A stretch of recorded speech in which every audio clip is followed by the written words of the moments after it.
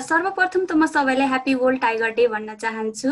World tiger डेको अवसरमा amnesty international Nepal forest youth नेटवर्कले आयोजना गरेको प्रोग्राममा उपस्थित हुनुहुने सम्पूर्णलाई वेलकम भन्न चाहन्छु।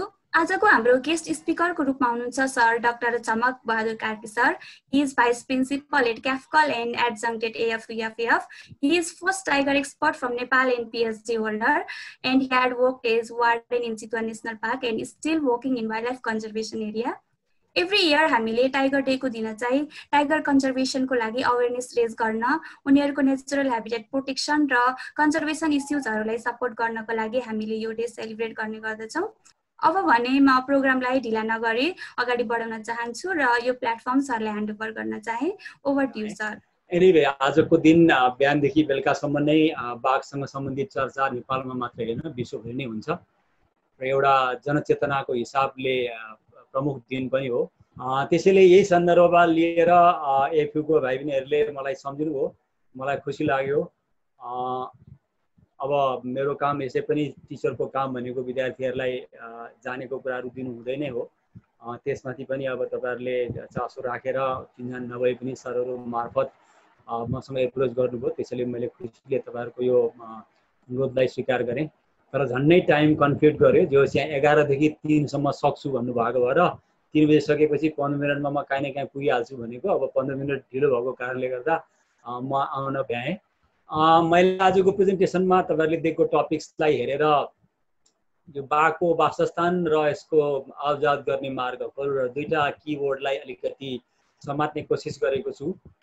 त्यति राम्रो इन्फर्मेसन ग्यादर गर्न पाएको छैन मैले, त्यसैले मेरो जति प्रेजेन्टेसन हुन्छ त्यसपछि तपाईँहरूको जिज्ञासाको आधारमा हामी थप छलफल गरौँला भन्ने मैले कुरा राखेको छु। मेरो परिचय अघि अस्मिता बहिनीले अलिकति दिइहाल्नुभयो। म सुरुमा सरकारी कर्मचारी हुँ, करिब 23 वर्ष सरकारी सेवा गरेँ। त्यसमा बाघ पाउने बर्दिया, सुक्ला अनि चितवन तीनटामा काम गर्ने मौका पाएँ। पर्सामा अलिकति आवजात भयो, काम गर्ने मौका नपाए पनि बाँकेमा पनि काम गरेँ, चाडामा काम गर्ने मौका पाएँ। पर्सामा चितवन बस्दाखेरि आवजात भयो, बसेर काम त गरिनँ। यसरी हेर्दाखेरि तराईको पटरी एरियामा त्यो खालको एउटा कामको अनुभव रह्यो भने मेरो विद्यावारिधीको अध्ययनको सन्दर्भमा अब नेपालकै बाघ जसरी अहिले पनि 2018मा पनि अन्तिम बाघ गणना भयो, त्यही बाघ गणनाकै क्रममा भएका सरकारी तथ्याङ्कहरूलाई नै मैले उपयोग गरेर मेरो विद्यावारिधि लिएको हुँ।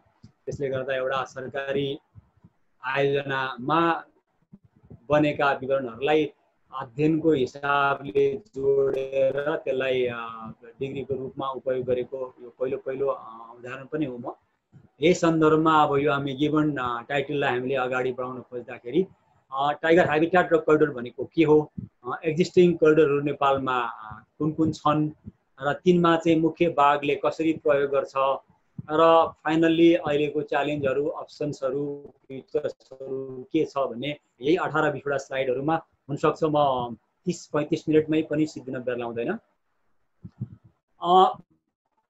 ब्याकग्राउन्ड टाइगरको पहिला हामीले थाहा पाउनुपर्छ। तपाईँहरू मैले बुझेको धेरै यसो ब्याचलर लेभलको भाइ बहिनीहरू हुनुहुन्छ भन्ने मान्यताले म कुरा गरिरहेको छु। तपाईँहरूले आफ्नो कोर्समा केही त टाइगरको इकोलोजीको कुराहरू, केही टाइगर सेन्ससका टेक्निक्सका कुराहरू विभिन्न सेमेस्टर अनुसार पक्कै पढ्नु भएको छ। म एउटा इकोलोजिकल इन्फर्मेसनको सेक्सन र एउटा चाहिँ ह्याबिटेट रिलेटेड सेक्सन्सको थोरै कुराहरू यहाँ राख्छु। इकोलोजिकल इन्फर्मेसन भन्दाखेरि एउटा चाहिँ बाघलाई हामीले देखेका छैनौँ यदि वाइल्डमा भने, जुन धेरै जसो हामी फोटोग्राफमा या विभिन्न डकुमेन्ट्री च्यानलहरूमा प्रायः हेरेका हुन्छौँ, वाइल्ड देख्नलाई त्यति सजिलो हुन्न भने कस्तो हुन्छ बाघ भनेर भन्दा हामीले घरपालुवा बिरालोबाट बाघलाई चाहिँ अनुमान गर्न थाल्नुपर्छ। यदि बाघको बिहेभियर गर्ने हाम्रो उद्देश्य हो भने बिरालोलाई क्लोजली हेर्न थाल्नुपर्छ अनि बिरालोको बिहेभियरसँग बाघको बिहेभियरलाई हामीले दाँच्यौँ भने धेरै कुराहरू समान पाउँछौँ। किनभने क्याट फ्यामिलीको चाहिँ हामीले डोमेस्टिक लेभलमा देख्ने भनेको हाम्रो घरपालुवा बिरालो। मेन क्याट फ्यामिलीको र डग फ्यामिलीसँग हामीले छुट्याउँदा क्याट फ्यामिलीको जुन हातको नङ्ग्रा हुन्छ त्यो नङ्ग्रा चाहिँ आवश्यक परेको बेलामा उसले बाहिर निकालेर जमिनमा आउँछ, नत्र भने पन्जा भुइँमा चाहिँ टेक्दाखेरि उसको नङ्ग्रा जमिनमा आउँदैन। अर्थात् हिलो भएको ठाउँमा हामीले कुकुरको पन्जा हामीले देख्यौँ भने उसको नङ्ग्रा पनि त्यहाँ देखिन्छ, तर बिरालोको पन्जा तपाईहरु हेर्नु त्यसको नङ्ग्रा हिलो माटोमा देखिँदैन। कारण के भने त्यो नङ्ग्रा चाहिँ उसले प्रयोग गर्नु पर्ने बेलामा बाहिर ल्याउँछ, त्यसैले त्यसलाई रिट्र्याक्टाइल क्ल भनिन्छ। भनेको खुम्च्याएर राख्न सक्ने, आवश्यक परेको बेलामा नङ्ग्राउनु पर्यो भने मात्रै आउने त्यस्तो खालको हुन्छ। त्यो क्याट फ्यामिलीको एउटा गुण त्यो भयो भने अर्को चाहिँ आवश्यक छैन भने यति सानो भएर बसिदिन्छ। एउटा बिरालो पनि आफूले आराम गर्नु पर्यो, लुक्नु पर्यो भने चाहिँ पुरै जमिन मुनि पनि स्वाट्टै सानो मुसोतो भएर पनि बस्न सक्छ। अनि उसलाई चाहिँ अलिकति खतरा देखिनु पर्यो भने, अर्कालाई थर्काउनु पर्यो भने कहिलेकाहीँ तपाईहरु विचार गर्नुस्, कहिलेकाहीँ चाहिँ बिरालोले कुकुरलाई थर्काउँछ। म खुब वाच गर्छु, उसले कुकुरलाई थर्काउनु पर्यो भने बिरालो भन्दा त कुकुर ठुलो हुन्छ, उसले पुरै ढाडलाई एकदम माथि उठाएर ठुलो देखिएर अनि स्वाँ गरेर आवाज निकाल्दाखेरि ठुल्ठुलो कुकुर पनि बिरालोको छेउमा जान सक्दैन। त्यो केही गुणहरू जुन हामीले बाघ परिवारका सदस्यहरूको हामीले बिरालोबाटै सिक्न सकिन्छ भन्ने अर्थमा मैले तपाईहरुलाई इन्डिकेट गरेँ। त्यसैले यसलाई चाहिँ हाम्रो तराईको एउटा की स्टोन स्पिसिस हो भनेर भन्छौँ। की स्टोन भनेको ठेट नेपालीमा भन्ने हो भने हाम्रो घर बनाउँदाखेरि इँटाको या ढुङ्गाको घर बनाएको छ भने कुनाका ढुङ्गोहरू की स्टोन, एउटा त्यस्तो ढुङ्गो जसले चाहिँ दुवै कुना लम्बाइ पनि चौडाइ पनि पट्टिको कुनामा एउटै ढुङ्गाले जोड्छ, अनि त्यस्तोले चाहिँ दायाँपट्टिको पर्खाल पनि बायाँपट्टिको पर्खाललाई पनि अड्याएर की स्टोनको काम गर्छ। त्यो एउटा शब्दबाट की स्टोन बनेको छ। यदि की स्टोनलाई चाहिँ हामीले वातावरणबाट निकाल्दियौँ भने त्यसले सिरियस कन्सिक्वेन्स बायोडाइभर्सिटी इकोलोजीमा ल्याउँछ भन्ने विज्ञहरूको भनाइ छ। त्यस्तै यदि की स्टोन जस्तो टाइगर की स्टोन चाहिँ इकोसिस्टमबाट हट्यो भने त्योभन्दा साना प्रेडेटरहरू, टाइगरका भाइ भतिजाका प्रेडेटरहरू जस्तो कमन लियोपार्ड अथवा त्योभन्दा साना प्रेडेटरहरूको फेरि बिगी बढ्छ। त्यो की स्टोनले चाहिँ त्योभन्दा मुनिको प्रेडेटरलाई पनि को-प्रेडेटरलाई पनि उसले ब्यालेन्स गरेर राखेको हुन्छ। र यसको चाहिँ डोमिनेन्ट इफेक्ट चाहिँ इन्भाइरोमेन्टमा डिजास्टर पनि हुन सक्छ भनेर विज्ञहरूले भनेको पाइन्छ। त्यसैले की स्टोन भनिएको हो। आफू हेर्दा सानो साइजको भए पनि आफूभन्दा ठुलो साइजको प्रेयरलाई मार्न सक्ने, अनावश्यकको बेलामा अन्य प्रेयरलाई दुःख नदिने, आफू आफ्नो हिसाबले आनन्दपूर्वक रहने, यो खालको चाहिँ एउटा बाघ हो। त्यसैले बाघ एउटा चाहिँ शान्त, सुशील र सौम्य प्रजातिको हो भनेर भनिन्छ। यो उदण्ड खालको जनावर होइन, अनावश्यक परेको बेला कसैलाई दुःख दिने, खेद्ने, आफू भोकाएको छैन भने अगाडि उसकै प्रिय प्रजातिहरू हिँड्यो भने पनि उसले वास्ता गर्दैन। त्यति बेला प्रियले पनि थाहा पाउँछ बाघ भोकाएको छैन, उसको अगाडि हिँड्दा पनि नडराइकन हिँड्न सक्छ। यो अब्जर्भेसनहरूमा देखेको कुराहरू हो। यो इकोलोजिकल इन्फर्मेसन तपाईहरु पछि अरू प्रश्न आयो भने फर्दर कुरा गरौँला। बेसिक कुरा हामी ह्याबिटेट र कोरिडोरसँग जोड्नको लागि काम लाग्ने केही कुराहरू मैले तपाईलाई राखेँ भने ह्याबिटेट रिलेटेडमा बाघ मुख्यतया वनसँग, फरेस्टसँग, फरेस्टसँग चाहिँ एसोसिएटेड एनिमल हो। हुन त यो लोल्यान्डको ट्रपिकल रेन फरेस्टदेखि चाहिँ स्नो कभर अल्पाइन एरियामा सबै ठाउँमा हुन्छ। ह्याबिटेटको अल्टिट्युडको हिसाबले यसको कुनै लिमिटेसन छैन। नेपाल र श्रीलङ्कामा हेर्ने हो भनेदेखि, बङ्गलादेशमा हेर्ने हो भने यो समुद्रमा पनि, समुद्रको चाहिँ स्वाम्प एरियामा पनि बाघ छ। त्यसैले यो सबै खालको ह्याबिटेटमा बाघ छ। अब हामी नेपालको मात्रै इक्जाम्पल हेर्दा कहिलेकाहीँ हामीले चाहिँ तराईमा र केही चुरे भागमा भन्ने सम्झौँला, तर भुटानमा हेऱ्यो भने 5000 मिटरमा पनि बाघ छ। हाम्रो छिमेकी देशमा हेऱ्यो भने, र अब भारतमै हेऱ्यो भनेदेखि हाम्रो चाहिँ सेमी डेजर्ट एरियाहरूमा पनि बाघ छ। त्यसैले बाघ चाहिँ लोल्यान्ड टु हाइल्यान्ड सबै अल्टिट्युडमा हुन सक्ने हो। खालि कुन देशहरूको कस्तो ठाउँमा के कारणले गर्दा अहिले रहे त भन्ने प्रश्न चाहिँ यसको ज्वलन्त हुन सक्छ। यहाँ एउटा मैले अर्को स्लाइड राखेँ। मेरो अधिकांश स्लाइडहरू कुनै न कुनै पब्लिकेसनबाट साभार भएका चाहिँ स्लाइडहरू हुनेछन् र त्यसको रेफरेन्स पनि तल तपाईहरुलाई लिंक र चाहिँ यो साभार कहाँबाट गरेको भन्ने पनि छ, ताकि तपाईहरुले यो स्लाइड तपाईले अभियसली रेकर्ड गरिराख्नु भएको होला। यो साभार गरेको साइटबाट तपाईहरुलाई फुल रेफरेन्स हेर्नु पर्यो भने पनि तपाईहरु फुल पेपर हेर्नको लागि फेरि मलाई तपाईले चाहिँ सम्झिनु नपरोस् भनेर मैले राख्ने कोसिस गरेको छु। जस्तो यो चाहिँ एउटा जोशी एटल, अनुपराज जोशी भनेको पहिला नेपालकै राष्ट्रिय परिसंरक्षण पोस्टमा रिसर्चर हुनुहुन्थ्यो। पछि उहाँ चाहिँ युएसमै पीएचडी सकिसकेपछि उहाँ बस्नुभयो। उहाँहरूको समूहले यो चाहिँ ट्र्याकिङ हुनुपर्ने, यो आर भएछ, आरको अगाडि टी छुटेछ, यो चाहिँ 76 वटा ल्यान्डस्केपमा बाघको क्षेत्रमा ह्याबिटेट लसको एउटा काम गर्नुभएको थियो। त्यसको चाहिँ यो उहाँहरूको म्याप हो।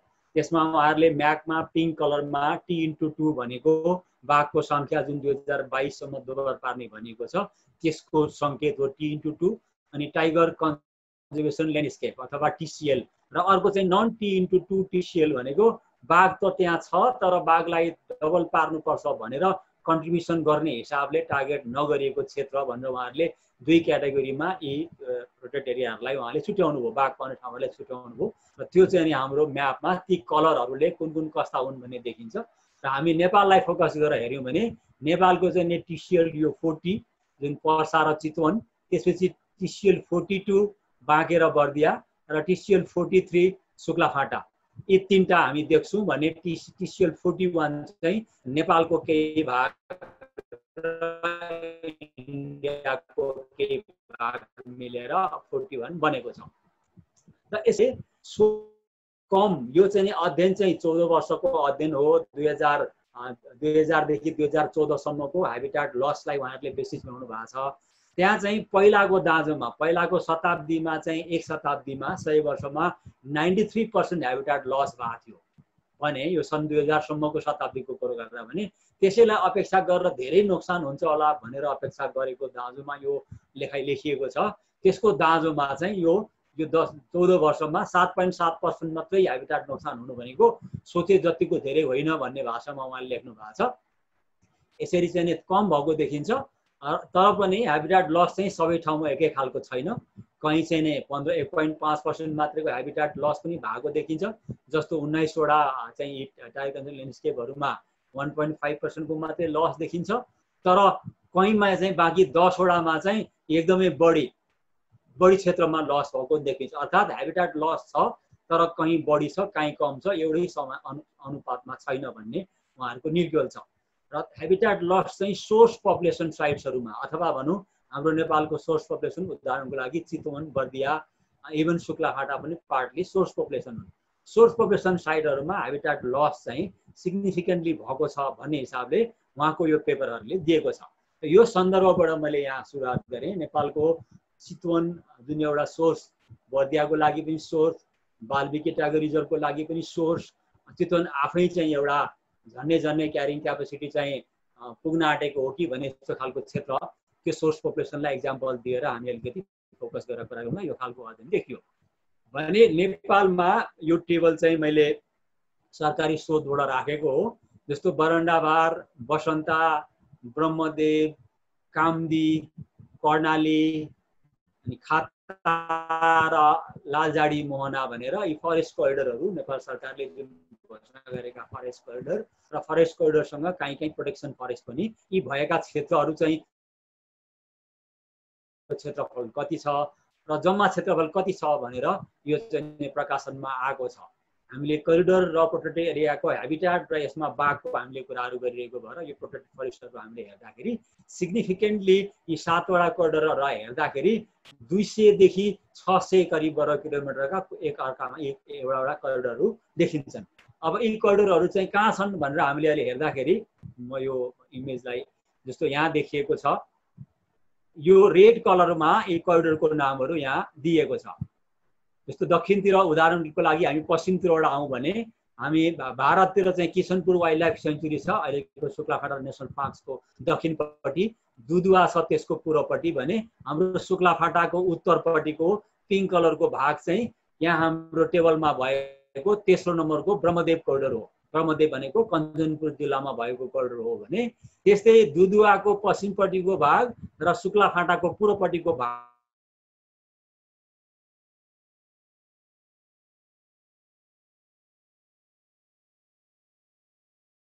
त्यस्तै गएर दुधुवाको पूर्वपट्टिको भाग र बर्दियाको पश्चिमपट्टिको कैलालीको भाग चाहिँ बसन्ता कोरिडोर हो। यसरी तपाईँले कोर्समा कोरिडोरहरूको कुराहरूलाई म्यापिङमा हेर्नु पनि भएको होला। तर यो पछिल्लो समयमा स्थापना भएको कर्णाली कोरिडोर जुन बर्दिया राष्ट्रिय निकुञ्जको कर्णाली नदीको पश्चिमपट्टिको भेग हो, यो कर्णाली कोरिडोर छ भने नेपालमा सबैभन्दा बढी फङ्सनल कोरिडोरको रूपमा चिनिएको बर्दिया राष्ट्रिय निकुञ्ज र भारतको कतर्निया घाट वाइल्ड लाइफ सेन्चुरीको बिचमा भएको नेपालको भाग चाहिँ कतर्निया घाट खाता कोरिडोर हो, जुन हाम्रो यहाँ टेबलमा चाहिँ 6औं नम्बरमा छ। यसो हुँदै हुँदै बाँके र चाहिँ कतर्निया घाट वाइल्ड लाइफ सेन्चुरी र सुयलवा र कतर्नियाको पूर्व अनि सुयलवा वाइल्ड लाइफ सेन्चुरीको पश्चिमपट्टिको भाग, बाँके निकुञ्जको चाहिँ दक्षिणपट्टिको भाग चाहिँ त्यो अर्को कामदी कोरिडोर भयो। पहिला त्यो चाहिँ निकुञ्ज बन्नुभन्दा पहिला त्यहाँ अर्को कोरिडोर पनि थियो, त्यो पछि निकुञ्ज क्षेत्रमा आइसकेपछि कामदी क्षेत्र पूर्व दाङ कपिलवस्तु र चाहिँ नि बाँके समेतको भएको यो चाहिँ कामदी कोरिडोर हो, बाँकेको दक्षिण पूर्वको भाग भनौँ। त्यस्तै गएर यहाँ दुईटा बोटलनेक पनि छन्, दोभान र लमही। त्यसपछि अनि चितवनमा नेपालपट्टिको उत्तरपट्टिको भाग हाम्रो चाहिँ बरण्डा भागको उत्तरपट्टिको कोरिडोर गरेर यी कोरिडोरहरूको बारेमा यो म्यापमा देखाइएको छ। यसैले कोरिडोरहरू र हाइवेटाट फरेस्टको बारेमा हामी अलिकति चर्चा गर्छौँ। र यो त्यो अहिलेको भर्खर देखाएको टेबललाई समेत युज गरेर अनि नजिकको कोर एरिया र बफर जोनलाई पनि हेरेर मैले एउटा टेबल क्रिएट गर्ने कोसिस गरेँ। यी चाहिँ नेपालका 5 वटा बाघ पाउने संरक्षित क्षेत्रहरू, तिनीहरूको संरक्षित क्षेत्रको चाहिँ क्षेत्रफल किलोमिटरमा, त्यसपछि तिनीहरूको मध्य क्षेत्रको क्षेत्रफल, अनि त्यसपछि अघि हामीले देखाएको कोरिडोर र प्रोटेक्सन फरेस्टहरूको क्षेत्रफल, अनि तिनलाई जोडेर अन्तिममा कति क्षेत्रफल छ भनेर। यो चाहिँ चितवन राष्ट्रिय निकुञ्जसँग नजिक परेको बर्णाबार कोरिडोरलाई पनि चितवनसँग जोडेँ, पर्सासँग नजिक परेको कुनै छ भने पर्सासँग जोडेँ। यसरी जसको नजिक जुन संरक्षित क्षेत्रको नजिक जुन चाहिँ कोरिडोरहरू छन् त्यसलाई जोडेर एउटा हेरौँ न त कति क्षेत्रफल रहेछ त। किनभने बाघलाई हामीले बचाउनु छ भने, जोगाउनु छ, हुर्काउनु छ भने त उसलाई सिग्निफिकेन्ट एरिया चाहिन्छ, उसको टेरिटोरी पनि छ, उसको आहारा प्रजातिको टेरिटोरी पनि चाहिन्छ भन्ने हिसाबले हेरौँ न भनेर मैले एउटा यसमा कोसिस गर्दाखेरि के देखियो भने चितवनको वरिपरि चितवनसँग बर्णाभारलाई मात्रै जोड्दा यदि पर्सालाई नजोड्ने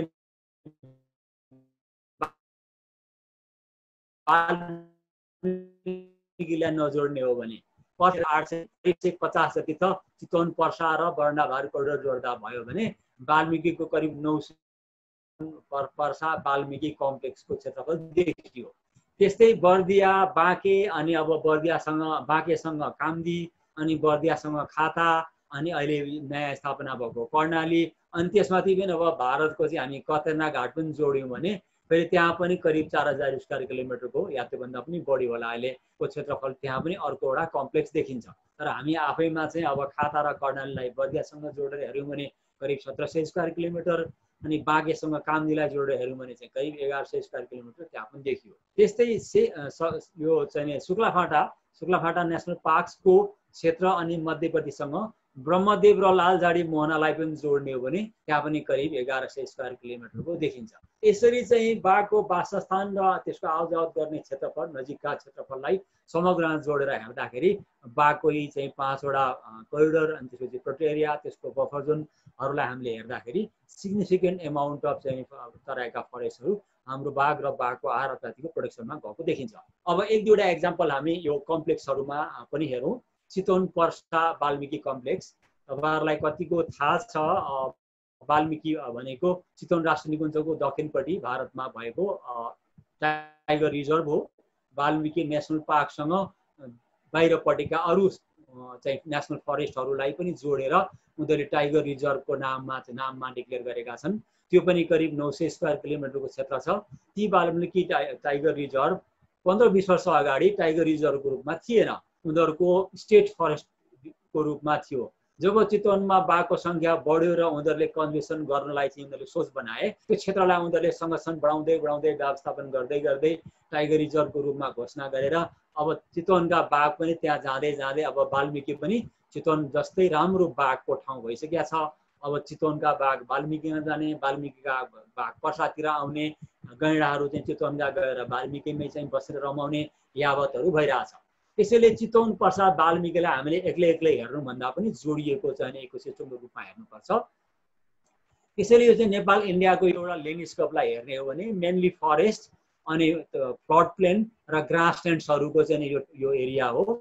यसमा बाघको अलावा गैँडा, हात्ती, गौर्सहरू पनि छन् र यो कम्प्लेक्सलाई नै हेर्ने हो भने 150 भन्दा या त्योभन्दा बढी चाहिँ बाघहरू यो तिनटै मिलाएर क्षेत्रमा छन्। यिनीहरूको एक आपसको चाहिँ दूरी हेर्ने हो भने लम्बाइ हो भने करिब 800 छ। त्यो मध्येका यता दुईटा फरेस्ट प्याच चाहिँ यो चाहिँ एउटा चितवनको फरेस्ट प्याच, अर्को मैले भने बर्दियाको फरेस्ट प्याच चाहिँ सिग्निफिकेन्टली ग्लोबली दुईटा ठुला कम्प्लेक्सको रूपमा हेरिन्छ बाघको लागि। बर्दिया अनि बाँकेसँग कतेर्ना घाट त्यसरी हेरिन्छ भने यो कम्प्लेक्स त्यसरी हेरिन्छ। अनि यो चाहिँ लास्ट फरेस्ट ट्याग भयो। त्यसैले गर्दा यसको बाउन्ड्री हामी चितवन र बाल्मिकलाई हेऱ्यो भनेदेखि 100 किलोमिटर बराबरको लम्बाइ हामीले दुईटैको सिमाना हामी चाहिँ एकैसँग यो कम्प्लेक्सले लिएको छ। त्यसैले यो ल्यान्डस्केप लेभलमा हेर्ने भने एउटा प्राथमिकता प्राप्त क्षेत्र हो। अब यसलाई छोड सीए अनि बिचमा धरको तानेर टीएस भनिन्छ, कन्जुगेसन एस्योर्ड सीए अनि टीएस भनेको टाइगर स्ट्यान्डर्ड। यो क्याट्सलाई राखियो त्यो एब्रिभिएसन। त्यो चाहिँ चितवन चाहिँ संसारको 2वटा पहिला क्याट्सहरुमा दर्ता भएको मध्ये एउटा हो र त्यो चाहिँ नेपालको सोर्स पपुलेसन हो, जहाँ 100 भन्दा बढी अहिलेसम्म नोन 100 भन्दा बढी एउटै एरियामा बाघ पाइएको भनेको पनि चितवनमै हो। अहिले त हामी संख्यामा त्यहाँ 100 पुग्दैन, तर अघिल्ला गणनाहरुमा 125 करिब बाघहरु भएको ठाउँ हो। र त्यो सोर्स पपुलेसनमा अझ पर्सा पनि जोडियो, वाल्मिकी पनि हाम्रो चाहिँ वर्णावर कोरिडोर पनि जोडियो र अब वाल्मिकी नै ल्यान्डस्केप हुँदाखेरि संसारको लागि एउटा प्रमुख बाघको महत्त्वपूर्ण ल्यान्डस्केप भयो। अनि तर यसको कनेक्टिभिटी चाहिँ threatened by forest loss, illegal सेटलमेन्टहरु, जस्तो अब हामी कहाँ चितवनमा माडी भेली त्यत्रो चाहिँ 4-4वटा पहिलाको गाविस, अहिले नगरपालिकाका 4 वार्ड, चितवन भेलीको त्यत्रो जनसङ्ख्या छ भने उता वाल्मिकीमा पनि द्रोण भ्याली भन्ने, चितवनको माडी भ्याली भन्ने जस्तै द्रोण भ्याली छ, त्यहाँ पनि ठुलो जनसङ्ख्या छ। फर्चुनेटली पर्सामा भएका 4वटा गाउँहरु चाहिँ सरकारले निकाल्न सफल भयो। अनि त्यस्तो खालको थ्रेट छ त्यहाँ अझै पनि। कनेक्टिभिटी चाहिँ त्यसैले इलिगल सेटलमेन्ट र upcoming unplanned linear infrastructure basically road, railway जस्ता कुराहरूले चाहिँ यिनीहरूको निर्माण जुन हामी नेपालमा भारतमा हुँदैछ त्यसले पनि हामीलाई थ्रेटन गरिरहेछ।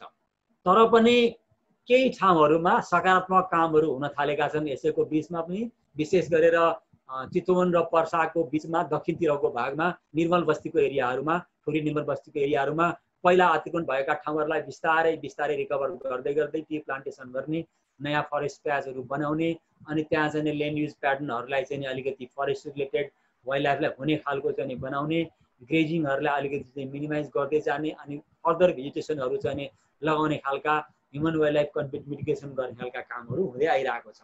यसमा चाहिँ समुदायहरुलाई चाहिँ क्षमता अभिवृद्धि गर्ने, उनीहरुको लाइभलीहुडहरुलाई चाहिँ इम्प्रुभमेन्ट गर्ने अनि चाहिँ संरक्षणको लागि चाहिँ पेट्रोलिङ गर्ने र चाहिँ रिलिफका कार्यक्रमहरु गर्ने, हाइबिट्याटलाई रिस्टोर गर्ने जस्ता गतिविधिहरु पनि सरकार र संरक्षणका सहकारी संस्थाहरू मिलेर गरिरहेको भएकोबाट बाघ र चाहिँ मानिस हामी सँगसँगै कोएक्जिस्ट गरेर बसिरहेका छौं। त्यसमा चाहिँ समुदाय पनि सँगसँगै मिसिएर बसेको छ भन्ने कुरा यो तलको आयुसिमलेको चाहिँ मा भएको पेपरले यो चाहिँ यो वाल्मिकी कम्प्लेक्सको बारेमा यो कुराहरू स्पष्ट लेखेको देखिन्छ। त्यस्तै अर्को एउटा कम्प्लेक्सको हेरौं, छोटकरिमालाई एलएमडब्ल्युसी भनियो, लालझाडी मोहना वाइल्ड लाइफ कोरिडोर। यो पश्चिममा अघि मैले भनेको थिएँ शुक्लासँग जोडिएको हाम्रो चाहिँ महेन्द्रनगरको पूर्वी, कञ्चनपुरको पूर्वीपट्टिको सिधै शुक्ला जस्तै चाहिँ लम्बाइमा उत्तर दक्षिण फैलिएको लामो कोरिडोर हो। यसले भारतको दुधवाको भागसँग पनि जोडाउँछ। त्यसैले यो चाहिँ बाघ र हात्तीको लागि मेन लक्ष्य गरिएर शुक्ला र दुधवाको चाहिँ बीचमा स्थापना गरिएको पश्चिम तराईको चाहिँ एउटा कोरिडोर हो। यसको पनि ल्यान्ड कभर चेन्ज सन् 2002 देखि सन् 2012 को बीचमा 10 वर्षको लागि चाहिँ एनालाइसिस गरिएको थियो। त्यसमा चाहिँ डेन्स फरेस्ट एरिया 18% करिबले घटेको देखियो। त्यसमा चाहिँ कल्टिभेसन र फरेस्ट इन्क्रिज पनि कति ठाउँमा भएको देखियो।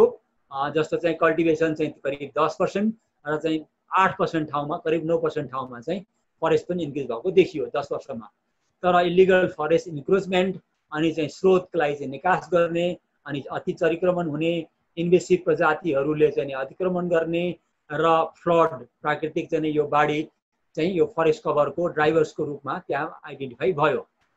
तर पनि त्यहाँ एलिफेन्टको र स्पोटेड डियरको, चितलको डिटेक्सन कमसेकम देखिएको मात्रामा हेर्ने हो भने 0.5 जति डिटेक्सन प्रोबेबिलिटी देखियो त्यहाँको अध्ययनमा भने चितल स्पोटेड डियर पनि 0.2 जति चाहिँ डिटेक्सन प्रोबेबिलिटी भएको देखियो। डिटेक्सन प्रोबेबिलिटी भनेको हाम्रो अकुपेन्सीमा अथवा प्रेजेन्स अब्सेन्सको आधारबाट ग्रिड वाइज अथवा कुनै स्केलमा काम गरेर प्रेजेन्स एब्सेन्सको हिसाबले निकालिने एउटा एस्टिमेट्स हो भने त्यही एस्टिमेट्समा वाइल्ड पिग अथवा बँदेल चाहिँ 0.8, यसमा 1 भन्यो भने 100% प्रेजेन्ट भयो त्यो एरियामा, 0 भयो भने नील भयो। त्यसैले मोर टुवर्ड्स 1 फ्रम 5 चाहिँ अलिकति राम्रो मानिन्छ भने लेस देन 5 towards 0 चाहिँ अलिकति कम मानिन्छ भने चाहिँ वाइल्ड पिगको अनि स्पोटेड डियरको इलिफेन्टको नीलगाई र कमन लियोपार्ड यी 5 वटा चाहिँ मिडियम टु हाई अकुपेन्सी भएको देखियो यो चाहिँ करिडोरमा। त्यसैले करिडोर भए पनि कति इम्पोर्टेन्ट वाइल्ड लाइफको रहेछ भन्ने कुरो यो चाहिँ अकुपेन्सी एस्टिमेटले हामीलाई बतायो भने यहाँ distance to cultivation was the most influential covariate. यसमा एनालिसिस गर्दाखेरि कोभेरिएन्टले केले कसलाई असर गर्छ भनेर पनि अध्ययन हुन्छ। हाम्रो चाहिँ खेतीपाती गर्ने क्षेत्रहरूको दूरी चाहिँ सबैभन्दा महत्त्वपूर्ण कोभेरिएन्टको रूपमा देखियो। यो पनि एउटा फङ्सनल वाइल्ड लाइफ कोरिडोर हो जबकि यहाँ फरेस्ट कभर चाहिँ घटिरहेछ अनि डिटेक्सन रेट्सहरू पनि लार्ज म्यामलहरूको चाहिँ इन्फ्लुएन्स भइरहेछ यो डिस्टर्बेन्सले र क्रप रेडिङ र कन्फ्लिक्ट चाहिँ बढिरहेको देखिएको छ।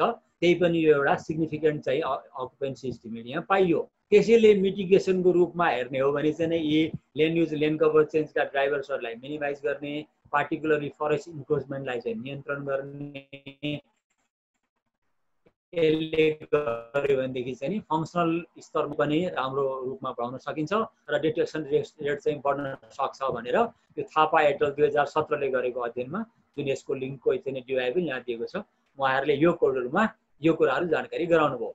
अब यही कोरिडोरलाई हामीले पुनः एकपल्ट नक्सामा हेरौँ। लालझाडी मोहना कोरिडोर जुन अघि मैले भनेको थिएँ शुक्लाफाटाको दक्षिण पूर्वी भागबाट पूर्वतिर आएपछि चुरियासँग जोडिएको पुरै जङ्गल क्षेत्र बिचमा नदी पनि छ भने तलतिर चाहिँ दुधवाको पश्चिम कुनासँग जोडिएको क्षेत्र। त्यसैले दुधवासँग यो चाहिँ लालझाडी मोहडा हुँदै फेरि शुक्लाफाटासँग जोडिने अनि शुक्लाफाटा यता फेरि उसको अर्को दक्षिण पश्चिमी भागबाट चाहिँ यो दुधवाकै पश्चिमपट्टिको हाम्रो चाहिँ अर्को वाइल्ड लाइफ रिजर्भसँग जोडिने जहाँ चाहिँ निकै राम्रो मात्रामा स्वाम डियरहरू छन् भारतमा त्योसँग जोडिने भएकोले गर्दाखेरि यसरी चाहिँ यो पनि तेस्रो कम्प्लेक्सको रूपमा राम्रै कम्प्लेक्सको रूपमा नेपालमा आइरहेको देखिन्छ। चितवन अनि त्यसपछि बर्दियासँग शुक्लाको कम्प्लेक्स पनि राम्रै देखिरहेछ भने अर्को एउटा बसन्ता कोरिडोर जुन यो म्यापमा यो अथरहरूले देखाउनु भएको छ बसन्ता कोरिडोर पनि बाघ र चितुवाहरू केही हदसम्म पाइएको यो कोरिडोरले चाहिँ तलतिरपट्टि नेपालको कुनै प्रोटेक्टेडसँग डाइरेक्टली कनेक्ट चाहिँ गर्दैन तर दक्षिणपट्टिको दुधवा नेसनल पार्कको पूर्वी भागलाई चाहिँ जोड्छ र फेरि त्यसको चाहिँ कतनिया घाटको पश्चिम भागसँग नजिकै भएकोले गर्दा फेरि कतनिया घाट आएर हाम्रो बर्दिया नेसनल पार्कसँग खाता मार्फत जोड्ने भएकोले यसको अप्रत्यक्ष रूपमा यसको पनि सरोकार सम्बन्ध छ। यो चाहिँ नि गुरुङ एटल 2018 को अध्ययन हो यो। यसको पनि लिङ्कहरू तपाईँहरूले हेर्न सक्नुहुन्छ। त्यसैले अब वेस्टर्न पार्टको कोरिडोरहरूलाई हामीले यसरी समराइज गर्ने हो भने हामीले हेऱ्यौँ शुक्लासँग जोडिएको चाहिँ कोरिडोर हेऱ्यौँ हामी लालझाडी मोहना हेऱ्यौँ। त्यस्तै हामीले चाहिँ त्यसको पूर्वपट्टि दुधवाको उत्तरपट्टिको भागको हामीले बसन्ता हेऱ्यौँ। अब त्यसपछि हामीले सबैभन्दा बढी नेपालको फङ्सनल भनेर जुन खाता कोरिडोर हो भारतपट्टिको कतनियाघाट वाइल्ड लाइफ सेन्चुरी अनि चाहिँ नेपालपट्टिको चाहिँ बर्दिया राष्ट्रिय निकुञ्ज अनि त्यसको बिचमा भएको खाता कोरिडोर सबैभन्दा बढी वाइल्ड लाइफ मुभमेन्टको हिसाबले फङ्सनल कोरिडोरको रूपमा लिन्छ। त्यसैले खाता कोरिडोरको अलिकति फोकस गरेर हामी हेरौँ। खाता कोरिडोरको यो नक्सा अध्ययनकर्ताहरूले यहाँ देखाउनु भएको छ रिसर्च गेटबाट लिएको हो। Our corridor goods for tiger भनेर टाइटलमै त्यसरी लेखेको छ र खाता कोरिडोरको चाहिँ एनालाइसिस गरेको भनेर 2016 को यो अध्ययन हो। यहाँ यो कालो डटले चाहिँ टाइगर क्याप्चर भएको देखाउँछ जुन कतनिया घाट भारतपट्टिको यो बोर्डभन्दा तल्लोपट्टिको भाग हो भने यो चाहिँ खाता कोरिडोर र खाताको पूर्वपट्टिको जङ्गलको भाग अनि यहाँदेखि माथि चाहिँ यो बर्दियाको भाग र बर्दियाको पूर्वपट्टिको भाग। त्यसैले यहाँ चाहिँ यो हाइवेको भागहरू देखाएको छ र यहाँ प्रष्ट देखिन्छ यो सेतो डट भनेको क्यामेरा राखेको तर बाघ नपरेको, कालो डट भनेको चाहिँ क्यामेरा राखेको ठाउँमा बाघ परेको भनेर देखिएको छ। अर्थात् यो नेपालपट्टिको मात्रै क्यामेराको डाटा राखेको हुनाले त्यहाँ पनि देख्नुहुन्छ भारतको चाहिँ कतनिया घाटको सीमासम्मै हाम्रो नेपालको क्यामेरामा बाघ परेको देखिन्छ। अर्को एउटा चञ्चनी एटल 2014 को तपाईँले रिपोर्ट यहाँ म तल साइड गरेको छु जस्तो लाग्छ मलाई। त्यहाँ चाहिँ भारत नेपालको दुईटैको कमनली ट्राभल गर्ने बाघहरू दुवैतिर परेको बाघहरूको कुरा गरिन्छ। त्यसैले चाहिँ यो साउथ वेस्ट कर्नर बर्दिया निकुञ्जको जुनसँग खाता जोडिएर कतनिया घाट छ कतनिया घाटमा मेरो अनुभवको कुरा गर्नुहुन्छ भने सन् 1992-93 तिर त्यहाँ पहिलोपल्ट म काम गर्दा कतनिया घाट भनेको गाईबस्तुहरू चराउने एउटा फुटबल खेल्ने चाहिँ अतिक्रमित भूमि हो 1992-93 मा। अहिले हेर्ने हो भने बर्दिया राष्ट्रिय निकुञ्ज जस्तै राम्रो बाघको वासस्थान भइसक्यो, किनभने त्यहाँ पनि उनीहरूले जब बर्दियाका बाघहरू तलतिर आउन सक्छन् भन्ने कुराहरू देखे। नदीबाट चाहिँ डल्फिनहरू तलतिर जान्छन्, घरियाल तलतिर जान्छन्, हात्ती आवाजात गर्छ, उनीहरूले पनि यसलाई जोगाउनुपर्छ र संरक्षण गर्नुपर्छ भनेर हेर्दा हेर्दै अहिले त्यति राम्रो व्यवस्था पनि भयो। यसैले चाहिँ यो एउटा राम्रो क्षेत्र छ भने यो चाहिँ खाता कोरिडोरलाई संरक्षण गरेर जनताहरूले ठुलो एउटा संरक्षणको नमुना देखाउनु भएको छ। खाता कोरिडोर भर्खरै मैले भने सन् 2000 स्थापना भएको कोरिडोर, यहाँ चाहिँ धेरै जसो ट्रान्जिएन्ट बाघहरू पहिला अर्थात् कुनै थाई ठेगाना बनाइ नसकेका, रेजिडेन्ट नभइसकेका टाइगरहरू ब्रिडिङभन्दा पहिलो स्टेजका, अनि त्यसपछि बाघै खाने भइसकेका, अब त ब्रिडिङ गर्ने बाघहरू पनि त्यो खाता कोरिडोरमा बस्न थाले। कोर एरियामा कोरिडोर बनाएर चाहिँ त्यो एरिया घुमाउने क्षेत्र बनाउने पनि पाइयो। त्यहाँ चाहिँ कोर बर्दियाको भन्दा 3 देखि 4 टाइम वाइल्ड प्रे चाहिँ कम छ यो कोरिडोरमा। Livestock, domestic livestock चाहिँ 12 देखि 15% टाइगरको आहारामा पाइन्छ त्यो क्षेत्रमा। अनि केही लाइभ स्टकको लस र ह्युमन फ्याटिलिटिज पनि भएको देखिन्छ यो चाहिँ क्षेत्रहरूमा, बफर जोन अन्य बफर जोन भन्दा। तर यी समस्याहरू हुँदाहुँदै पनि ग्रेजिङलाई नियन्त्रण गरेर प्राकृतिक सम्पदाहरूमा जनताहरूले चाहिँ आफ्नो पहुँचलाई चाहिँ सीमितता गरेर त्यहाँका मान्छेहरूले अझै पनि बाघप्रतिको सद्भाव कायमै राखेको देखिन्छ। किनभने त्यहाँ सँगसँगै सामुदायिक विकासका कुराहरू अनि आय आर्जनका कुराहरू सँगसँगै लगेर सामुदायिक विकासको पनि आय आर्जनको पनि पर्यटनका कुराहरू पनि सँगसँगै लगिएको छ। त्यसैले यो बर्दिया राष्ट्रिय निकुञ्जसँग खतरनिया घाट वाइल्ड लाइफ सेन्चुरीलाई चाहिँ खाता कोरिडोर मार्फत जोडेर झन्डै 3000 किलोमिटरभन्दा बढीको जुन क्षेत्रफल घोषणा गरेर नर्दर्न इन्डिया र सेन्ट्रल नेपालको गरेर एउटा बाघ संरक्षणको ज्वलन्त उदाहरण, विशेष गरेर दुई देशको सीमा पारको चाहिँ संरक्षणको ज्वलन्त उदाहरण यो खाता कोरिडोरले एउटा मित्रतापूर्ण कोरिडोर घोषणा चाहिँ सम्बन्ध कायम गरेको देखिन्छ। यसलाई अर्को अध्ययनमा यहाँ देखिन्छ, यो अघि मैले भनेको थिएँ चञ्चनी एटल 2014 भन्ने जुन मैले रेफरेन्स अघि प्रयोग गरेको थिएँ त्यसको यो चाहिने यो स्लाइड हो। उहाँहरूको फिगर 13 मा के भनिएको छ भने टाइगर मुभमेन्टलाई यो तपाईँले नक्सामा हेर्नुभयो भने यिनीहरूको चाहिँ सिधै यहाँको यो पोलिगनमा पोलिगन तपाईँले यो क्षेत्रमा देख्नुहुन्छ। पोलिगनहरूबाट एउटा टाइगरको एरिया कभरेज तपाईँ सिधै देख्नुहुन्छ। कतिना घाटमा भएको यो एउटा बाघ चाहिँ सिधा खातामा पनि गएको घुमेको दुवै देशमा प्रयोग गरेको यहाँ क्लियरली देखिन्छ। जस्तो यहाँ राखेको छ एउटा खाता मेल भनेर, अथवा कुनै पनि तपाईँको कलर हेर्नुहोस् दुवै देशको सिमानामा गएर बसेका र तपाईँ अब वाल्मिकीपट्टि पनि बाघका चाहिँ तपाईँको क्यामेरा ट्र्यापमा परेको क्यामेरा ट्र्यापको लोकेसन र बाघ परेको तपाईँ क्लियरली देख्नुहुन्छ। त यसरी एउटै सिजनमा एउटै समयमा नभए पनि एउटै सिजनमा नेपाल र भारतले क्यामेरा ट्र्याप गरेर अनि त्यो दुईटै क्षेत्रका बाघहरूलाई सँगै एनालाइसिस गरेर एउटै रिपोर्ट निकालिएको तपाईँहरू कतिले हेर्नु पनि भएको होला। त्यो रिपोर्टले नेपाल उनीहरूको चाहिँ तिनीहरूको नाम के हो, कहाँ कहाँ परे, यसरी चाहिँ नक्सामा पनि यो हाम्रो चाहिँ संयुक्त रिपोर्टमा निकालिएको छ। त्यसैले यस्तो राम्रो राम्रो अध्ययनहरू भएका छन् जुन चाहिँ हेर्दाखेरि पनि बडा चित्त बुझ्दो। दुवै देशका चाहिँ संरक्षण कर्मीहरू एक आपसमा दुवै देशमा मिलेर काम सहकार्य गरेका छन् र एक आपसलाई चाहिँ संरक्षणमा सहयोग यहाँ देखिएको छ। यो रिसर्च गेटको पब्लिकेसन हो, यो चाहिँ अनुप जोशीहरूको सरहरूको नै पब्लिकेसन हो। यसमा बसन्ता र खाता कोरिडोरलाई यहाँ पनि ए र बी गरेर यहाँ देखाइएको छ। यो 2001 र 2014 को बिचमा यो पनि फरेस्ट लसको केसलाई नै फर्दर डिटेलिङ यहाँ गर्न खोजिएको छ। जस्तो यहाँ चाहिँ अरेन्ज कलरको फर इक्जाम्पल यहाँ अरेन्ज कलरको यो बसन्ता कोरिडोरलाई फरेस्ट लस छ भने रेड कलरकोमा orange circle shows forest loss in northern bottleneck threatens to severe connectivity.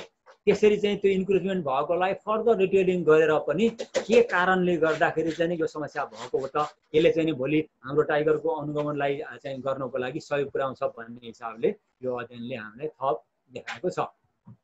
अब म प्रस्तुतिको करिब अन्तिम खण्डमा आउँदैछु। अब हाम्रो नेपालको जुन हरेक 4-4 वर्षमा बाघको अनुगमन केन्द्रीय स्तरबाट हुन्छ राष्ट्रिय निकुञ्ज विभागको नेतृत्वमा, त्यसमा भएका रिपोर्ट्सहरूका केही म्याप्सहरू तपाईँको लागि यही कोरिडोर र हेबिटाट्सहरूको सन्दर्भमा देखाउन गइरहेको छु। यहाँ मैले यो रातो कलरले त्यो म्यापमा जुन चाहिँ यो देखाएको बर्दिया अनि खाता कतर्निया घाट अनि बाँके अघि मैले कामदी कोरिडोर भनेको थिएँ त्यो मैले देखाउन खोजिरहेको छु। यहाँ तपाईँले हेर्नुहुन्छ भर्खरै हामीले खातामा कुरा देख्यौँ यो होल म्यापलाई हेर्नुभयो भने पुरै नेपाल भारतको तालको नेपालका र भारतपट्टिका यी टाइगर बेरिङ प्रोटेक्टेड एरियाहरू र अन्य प्रोटेक्टेड एरियाहरू र प्रोटेक्सन फरेस्टहरूको बारेमा पुरै नक्सामा देखाइएको छ। त्यसको नामहरू कोरिडोरको नामहरू पनि दिएको छ।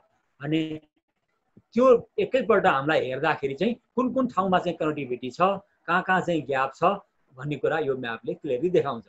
भने यो म्यापले तल्लो म्यापले चाहिँ म्याप यही क्षेत्रको हो, खालि यसमा चाहिँ के गरिएको छ यहाँ तपाईँले माथि लिजेन्डमा हेर्न सक्नुहुन्छ टाइगरको डेन्सिटीलाई लो टु हाई अर्थात् रेड कलर भन्यो भने चाहिँ टाइगरको डेन्सिटी चाहिँ पर 0.33 स्क्वायर किलोमिटरमा छ यो भने 0.01 0.09 देखि 0.01 भनेर रेड भनेको बढी अनि चाहिँ ब्लू हुँदै गयो कम, बिचमा रेड कम हुँदै गएर येलो कलरको मिडियम भन्दाखेरि 0.01 पर। अब यो अन्य डेटामा चाहिँ टाइगरको डेन्सिटी पर 100 स्क्वायर किलोमिटरमा राखिएको हुन्छ, तर यहाँ चाहिँ 100 स्क्वायर किलोमिटर राख्यो भनेदेखि कलरिङ गर्न गाह्रो हुने भएकोले स्केललाई चेन्ज गरेर पर 0.33 स्क्वायर किलोमिटर राखेको छ। त्यसो गर्दाखेरि 0.33 स्क्वायर हुँदाखेरि 0.09 को भ्यालु भयो र अनि बल्ल यहाँ प्लटिङ गर्न मिल्यो। त्यसैले हामी देख्छौँ चितवन कम्प्लेक्समा चितवनको भागहरूमा हामी बढी डेन्सिटी हाई भएको यहाँ प्रष्ट देख्छौँ।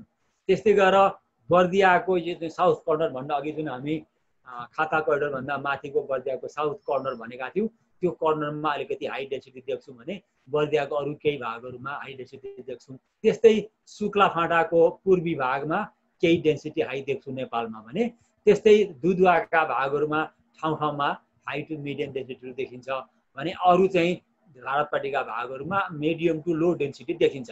यसैले पनि बाघको संरक्षण हाम्रो चितवन अघि मैले भनेको थिएँ सुरुमा चितवन चाहिँ हाम्रो एउटा सोर्स पपुलेसन हो, त्यस्तै बर्दिया सोर्स पपुलेसन हो भने शुक्ला पनि पार्सियली तपाईँले शुक्लाको दक्षिण पूर्वी भागमा र शुक्लाको पूर्वी विस्तार क्षेत्रको भनेको पहिला विस्तार क्षेत्र भनिन्थ्यो, अब त विस्तार क्षेत्र भन्नु त मिल्दैन, तर पनि शुक्लाको पूर्वी भागमा चाहिँ डेन्सिटी राम्रो छ। यसरी चाहिँ सोर्स पपुलेसन हुन्। यसरी एउटा अकुपेन्सीको चाहिँ यो प्रिजेन्सको हाम्रो क्यामेरा ट्र्यापको डेटालाई डेन्सिटी डिस्ट्रिब्युसन म्यापबाट कहाँ कहाँ कुन खालको डेन्सिटी छ भनेर देखाइएको छ। कम्प्लिटली पिक्चरली हामीलाई बुझ्नको लागि बहुत राम्रो स्थिति छ। अब यो एउटा च्यालेन्जको रूपमा विकास गरिएको त्यही रिपोर्टको एउटा भाग हो यो। विशेष गरेर रेलवे, हाइवे र कोस्टल रोड्सहरूले इन्फ्रास्ट्रक्चर डेभलपमेन्टहरूले सम्भावित रूपमा हामीलाई ट्रान्सबोन्ड्री टाइगरहरूको लागि नेपाल इन्डियाको लागि असर गर्न सक्छ भन्ने प्रक्षेपण त्यो रिपोर्टमा पनि दिएको छ। टाइगर रिपोर्ट जुन मैले 2014 या 18 को तपाईँले हेर्नुभयो भने त्यहाँ एउटा सेक्सनमा डिस्कसनमा यो दिएको छ। यसलाई हामीले अलिकति केलाएर हेऱ्यौँ भने यी अघिका टाइगर कोरिडोरहरू यहाँ ब्ल्याकमा देखाइएको छ भने अब यसमा इस्ट टु वेस्टका लिनियर इन्फ्रास्ट्रक्चरहरूको हेर्नुहोस् त कति धेरै छ। यहाँ त नाम दिएको छ, हामी सबैलाई थाहा भएको हामीले युज गर्ने इस्ट वेस्ट हाइवे। त्यस्तै गएर प्रस्तावित रेलवेको कुरा आइरहेको छ अहिले नेपाल नै इस्टदेखि वेस्टसम्म रेलवे चाहिँ बन्ने शिलान्यास पनि भइसक्यो, एक सेगमेन्टमा प्रस्ताव छ। त्यस्तै ट्रान्समिसन लाइनहरू हाम्रा बिजुलीका ट्रान्समिसन लाइनहरू हामीसँग एक्जिस्टिङ छँदै नै छन्। त्यस्तै भारतको क्षेत्रतिरबाट एसएसपी को रोड भनेर नामाङ्करण गरिएको छ। त्यो चाहिँ नेपालको सिमानाको दक्षिणपट्टि भागमा तुरुन्तै इन्डियाले एसएसपी रोडको निर्माण गरिरहेको छ। हाम्रो हुलाकी राजमार्ग भनेर चितवन पर्सामा हुलाकी राजमार्गको चाहिँ विभिन्न पटक स्वीकृतिको कुरा उठिरहेछ भन्दाखेरि एकातिर देशलाई विकास पनि चाहिएको छ भने अर्कोतिर संरक्षण पनि हामीले गरिरहेका छौँ, गर्नुपर्ने स्थिति छ। यस्तो स्थितिमा अब हाम्रो देशको चाहना अनुसार विकास गर्दै लाँदा हामीलाई चाहिँ संरक्षणका च्यालेन्जहरू चुनौतीहरू चाहिँ बढ्दै जान्छन् भन्ने कुरा यो प्रेजेन्टेसनले क्लियरली भन्न खोजेको छ। अब बाघ हामीले अघि इकोलोजीमा अलिकति कुरा गऱ्यौँ, बाघ जोगाउनु छ भने बाघ जोगाउनु भनेको मानिस जोगाउनु पनि हो। मानिस जोगिनु छ भने बाघ पनि हामीले जोगायौँ भने बल्ल मानिसको पनि संरक्षण चाहिँ नै को पाटो चाहिँ स्थायी रूपमा हुन्छ। किनभने बाघ एक्लै जोगिन सक्दैन, मानिस पनि एक्लै जोगिन सकिँदैन। हामी इकोसिस्टममा एकअर्कामा अन्तर्निहित अन्तर्सम्बन्धित छौँ। यहाँ चाहिँ बाघका केही प्रमुख आहारा प्रजातिहरूको फोटो मैले देखाउने कोसिस गरेको छु। यो क्यामेरा ट्र्यापमा पारिएका फोटोहरू हो। तपाईँहरूले प्राय प्रजातिहरूलाई चिन्नुहुन्छ होला। त्यही पनि यो सबैभन्दा माथिको जुन बाह्रसिङ्गा हो यो स्वाम डियर, स्वाम भनेर आफै पनि स्वाम्पी एरियामा हुन्छ भन्ने हिसाबले यसको नामाकरण गरिएको छ। यतापट्टिको चाहिँ पोथी र यो भाले स्वाम डियर। भने यतापट्टि यो रतुवा यहाँ तपाईँ देख्नुहुन्छ क्यामेरा ट्र्याप थापिएको छ, क्यामेरा ट्र्यापमा परेको फोटो हो। त्यसैले यहाँ मिति पनि देखिन्छ क्यामेरा ट्र्यापको। रतुवा सबैभन्दा सानो खालको क्याटेगोरीको बाघको आहारा प्रजाति। त्यस्तै ठुलो खालको मध्येमा नीलगाई ब्लुबुल, यो चाहिँ नि चौथो फोटोमा यो भाले नीलगाईको भाले जुन पर्सामा निकै राम्रो छ ब्लुबुलको पपुलेसन। त्यस्तै बाँकेमा राम्रो छ अनि चितवनमा अलिकति ठिक छ, पर्सामा ठिकै छ, अलिकति के अरे शुक्लामा राम्रै छ, बर्दियामा अलिकति कम छ। भने यो फोटो गौर धेरैले यो चाहिँ नि वाटर बफलोसँग झुकिनुहुन्छ। तल खुट्टाको मुनि हेऱ्यो भनेदेखि चाहिँ सेतो छ, अगाडि टाउको हेऱ्यो भने चाहिँ भैँसीको जस्तो देखिन्छ। तर यो जिउ माथि चाहिँ हाम्रो साँडे गोरुको जस्तो कालो ठुलो जिउ हुन्छ र एकदमै ठुलो छ। यो पर्सा र चितवनमा बाँकी छ। पहिला कोशी टप्पूको उत्तरपट्टि उदयपुरतिर पनि थियो, अब अहिले त्यहाँ छ कि छैन भने त्यति प्रश्न छैन। आहारा प्रजातिको धेरै छन्, मैले तपाईँलाई केही फोटोहरू देखाएँ। अब अन्तिम 3-4 स्लाइडहरूमा मलाई लाग्छ म अरू करिब 15 मिनटमा सिकिन्छ होला कि अब अपर्च्युनिटी के छ त। अब टाइगर र कोइडरको हेबिटेट्सहरू मात्रै कुरा गरेर यो सम्भावनाको मात्रै कुरा गरेर त हुँदैन। एउटा अहिले पछिल्लो 3-4 महिनामा नेपालमा चर्चा आएको विषय भनेको tigers above 2500 metre in Dadeldhura भन्ने चर्चाको विषय छ। अर्थात् कसैले यसलाई हाई अल्टिट्युड टाइगर्स पनि भन्न थाल्नु भएको छ। म हाई अल्टिट्युड टाइगर्स नै भनेर त भन्न चाहन्न, अल्टिट्युड त हो तर यो कम्पेरिजन गर्दा हाई हो। नेपालमा सगरमाथा भएको देशमा हाई भन्यो भने फेरि मान्छेहरू चाहिँ हाई भनेको धेरै माथि हुनुपर्ने भन्नुहोला भनेर पनि म चाहिँ हाई अल्टिट्युड त भन्दिनँ। तर पनि 2500 मिटरमा त क्यामेरा ट्र्यापमा बाघ परि नै सक्यो भने अनअफिसियल्ली 3000 मिटरमा पनि देखियो भन्ने कुराहरू पनि चर्चामा आइरहेको छ डडेलधुरामा। त्यस्तै के त आर टाइगर मुभिङ नर्दर्न अथवा हायर अल्टिट्युड? यदि मुभिङ गरिरहेको हुन् भने किन हो त, वाइ भन्ने प्रश्न चाहिँ अहिलेको ज्वलन्त प्रश्न हो। र मान्छेले सम्भावनाको रूपमा यसलाई भनिराख्नु भएको छ, इज इट क्लाइमेट चेन्ज? धेरै मानिसहरूले प्रमाण भए पनि नभए पनि धेरै कुराहरूलाई क्लाइमेट चेन्ज भनेर चाहिँ एकदम ठोकुवाका साथ भन्ने गरेको पाइन्छ। क्लाइमेट चेन्जले हुन सक्छ, हामीलाई थाहा छैन, तर क्लाइमेट चेन्जले नै हो भनेर भन्न सकिन्छ जस्तो मलाई लाग्दैन। सुइटेबल हेबिटेट भएर गर्दा हो। सुइटेबल हेबिटेट भनेको त्यहाँ आहारा पनि छ, प्रे पनि छ, अथवा चाहिँ ट्रान्जिएन्ट मेलले चाहिँ आफ्नो वासस्थान विस्तार गर्न चाहिँ गइरहेको हो, अथवा यी तिनटै कारणले गर्दा हो, अहिले हामीलाई थाहा छैन। किनभने हामी भर्खरै त्यहाँ बाघ कन्फर्म भयो, त्यसपछि चाहिँ अब त्यसको फर्दर अनुगमनहरू भइरहेछ। तर नक्सामा हेर्दा गुगल म्यापहरूमा हेर्दाखेरि के देखिन्छ भने कनेक्टिङ हेबिटेट छ। मैनगरबाट उत्तर डडेलधुरामा बस्तीहरू त्यस्ता बाख्राहरू छैनन् र त्यसमा चाहिँ त्यो जङ्गलहरूमा सामुदायिक वनहरूको कारणले गर्दाखेरि आहारा प्रजातिहरूको संरक्षण विकास भइरहेको छ। त्यसले गर्दा बाघहरू आउने जाने क्रम रहेछ भन्ने कुरा देखियो। अब हामीलाई थाहा छैन यहाँ चाहिँ बाघ अहिले एउटा मात्रै क्यानाडामा परेको छ, यो फर्केर आउँछ कि अथवा त्यहीँ बस्छ कि अथवा अरू बिस्तारै अरू भाले हुँदै हुँदै पोथी पनि जान्छन् कि अनि ब्रिडिङ पछि पनि हुन्छ कि यो हामीलाई थाहा छैन। यसमा तपाईँलाई यो मैले गुगलबाट त्यही म्याप कस्तो रहेछ त नक्साहरू भनेर हेर्न खोज्दाखेरि हामी यहाँ हेर्छौँ बेमुतर नगरपालिका जुन हाम्रो चाहिँ मैनगर भयो, त्यस्तै सुडा दैजी, यहाँबाट हामी उत्तरतिर लागेपछि यो राजमार्ग भयो, राजमार्गको उत्तरतिर डडेलधुराको पहिला मैनगर कञ्चनपुरको हुँदै डडेलधुराको पार्ट हेऱ्यौँ भनेदेखि यहाँ चाहिँ गुगल म्यापमा क्लियर देख्छौँ हामी धेरै बस्तीहरू छैनन् र चुरिया क्षेत्रहरूमा फरेस्ट कभर राम्रै छ। यो कन्टिन्युटी फरेस्टले गर्दाखेरि तलतिर बाघको सङ्ख्या बढ्दै गइरहेको हुनसक्छ। बाघको सङ्ख्या बढ्दै गएपछि भाले बाघहरूले आफूलाई टेरिटोरी कायम गर्ने बेलामा नयाँ क्षेत्रहरू खोज्दै जानुपर्ने हुन्छ। खोज्दै जाने क्षेत्र खोज्ने क्रममा अझै खोज्दै गयो, अझै राम्रो छ, खाँदै गयो, बस्दै गयो, डिस्टर्बेन्स भएन भने एक्सप्लोर गर्दै मास्टर गइरहेको पनि हुनसक्छ। यो मैले एउटा अनुमानको कुराहरू मात्रै गरेको, मैले पनि यसै गरेर हो भनेर भन्न सकिँदैन। तर के भने योभन्दा अगाडिको 2018 को क्यामेरा ट्र्यापमा मैनगरको कञ्चनपुरको जुन शुक्लाफाटाको उत्तरी भागमा अर्थात् चुरियाको फेदीमा बाघ परेको रेकर्ड अलरेडी थियो। त्यसले गर्दाखेरि 2018मै त्यहाँ बाघको फेदीसम्म चुरेको फेदीसम्म बाघ थियो भने त्यो बिचमा मास्टर आउनु कुनै अनौठो कुरा मान्न सकिँदैन। र अघि पनि मैले भनेको थिएँ भुटानमा करिब 5000 मिटरसम्म बाघ जान सक्छ भने उचाइको हिसाबले उचाइमा बाघ जानु कुनै समस्या छैन। मैले सुरुमै पनि भनेको थिएँ समुद्रदेखि लिएर हिउँको क्षेत्रमा बाघ पाउँछ भने हामीलाई अल्टिट्युडले बाघलाई असर गर्ने होइन, बाघको आहारा आवत जावत र सुरक्षाको स्थिति के छ त्यसमा बढी बाघ चाहिँ आवत जावत गर्ने कुरा हुन्छ। अब किन हुन्छ त, किन सम्भावना यति सजिलो छ गरेर मलाई लाग्छ भने हाम्रा दुईवटा एकदमै राम्रा अध्ययनहरू भएका छन् नेपालमा। यो लामिछाने एटल 2016ले पर्सा र चितवनमा बाघहरू कसरी 3 वर्षको दौरानमा सङ्ख्या बढेर गयो, डेन्सिटी बढेर गयो भन्ने कुरो बहुत राम्रो पेपर तपाईँहरू सबैले हेर्नै पर्ने पेपर उहाँले पब्लिस गर्नुभएको छ। रिकभरी अफ टाइगर भन्ने छ टाइटल, यहाँ तल पुरै मैले राखिदिएकै छु। यो चाहिँ रिसर्च गेटको आइडिया। उहाँहरूले पर्सा त्यति बेला वाइल्ड लाइफ रिजर्भ थियो, अहिले निकुञ्ज भयो, त्यहाँ 2013, 2014 र 2016 को क्यामेरा ट्र्यापको वाइल्ड लाइफ मोनिटरिङको डेटालाई राखेर एनालाइसिस गरेर हेर्नुभयो र के देखियो भनेदेखि increase of tiger density from 0.8 to 1.4। 0.8 to 1.4 भनेको 3 वर्षमा डेन्सिटी बढ्नु भनेको निकै राम्रो बढाइ हो 2013 देखि 16 सम्म। अथवा सङ्ख्यामा हेर्ने हो भने 7 बाट 17 भनेको 2.5 गुणा बढ्नु भनेको निकै राम्रो हो, थोरै समयमा धेरै बढ्नु। किन बढ्यो होला त, कसरी बढ्यो होला भनेर उहाँहरूले त्यहाँ चाहिँ डिस्कसन गर्दाखेरि के पाइयो भने त्यहाँबाट 4 वटा गाउँहरू चाहिँ निकुञ्ज क्षेत्रबाट रिसेटलमेन्ट भएको थियो कोर एरियाबाट। त्यो रिसेटलमेन्ट गाउँ हुनु भनेकै आफैमा मानिस जन्य चाहिँ दबावहरू घट्यो अनि चाहिँ निकुञ्जमा सुरक्षा बढ्यो, सुइटेबल ह्याबिटहरू व्यवस्थापनमा खुब जोड जुलुम गरेर चाहिँ काम गरियो।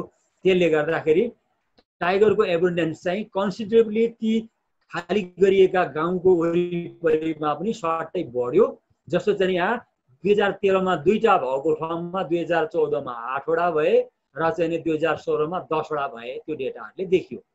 र पपुलेसन टर्नओभर चाहिँ मोडरेट खालको भयो, 30% प्रति वर्षको दरले भयो र पर्सिस्टेन्स अफ इन्डिभिजुअल टाइगर चाहिँ मल्टिपल इयर्समा रह्यो, एउटै बाघ एकभन्दा बढी वर्ष रहिरहेको पनि देखियो। त्यस्तै dispersing tiger from Chitwan source population चाहिँ लार्ज झन्डै 40% जति चाहिँ पर्सामा देखियो। भनेको चितवनमा सङ्ख्या बढी भएकोले पर्सा गयो, पर्सामा गएपछि पर्सा नै राम्रो लाग्यो, चितवन फर्केर आएन। अघि मैले जुन भनेको थिएँ डडेलधुरामा, अब गयो उसलाई त्यही ठाउँ राम्रो लाग्यो भने ऊ त्यही लगातार बस्न पनि सक्छ, राम्रो लागेन भने फर्केर आउँछ। त्यस्तो चाहिँ 40% भयो। Conservation effort along with annual monitoring should be continued.